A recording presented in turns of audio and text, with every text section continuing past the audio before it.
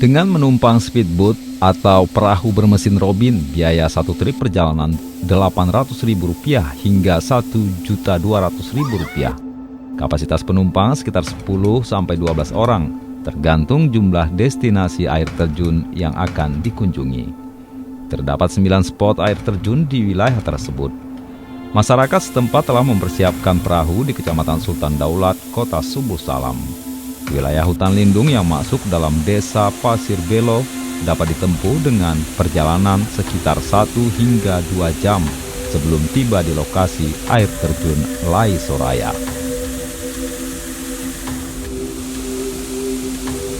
Pertama kami, tempat ini sangatlah cantik dan kami sangat bahagia sekali bisa sampai di sini dengan kawan-kawan kami dari kampus, gitu kan. Dan tempatnya sangat indah dan rekomendasi untuk di tempat wisata. Berapa lama jarak tempuh dari kemarin? Kalau dari Pasir Belo alias kami itu dari Gelombang, itu menempuh 1 jam kurang lebih naik speedboat. Di lokasi wisata ini, pengunjung harus mengeluarkan tenaga ekstra saat mendaki gunung terjal berbatu untuk sampai di air terjun. Lai Soraya menjanjikan suguhan pemandangan pepohonan yang rimbun, asri, serta udara sejuk.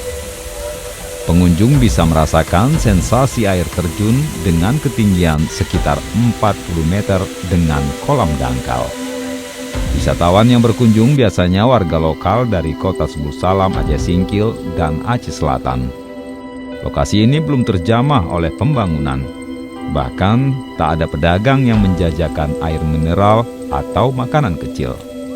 Jika Anda mengunjunginya, jangan lupa persiapkan logistik seperti makanan dan minuman untuk disantap di lokasi air terjun. Dari Subuh Salam, Yulham, Serambi On TV.